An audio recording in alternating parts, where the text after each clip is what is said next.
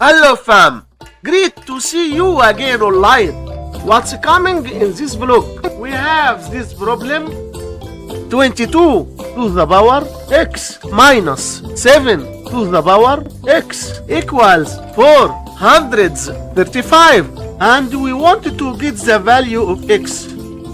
The problem might look difficult, but it becomes easier if you break down the number 435 into two numbers such as 29 times 15. Next, we are going to break down 29 into the summation of 22 plus 7 and express 15 as 22 minus 7. And now we have the difference of two squares form, which can be written as 22 to the power 2 minus 7 to the power 2.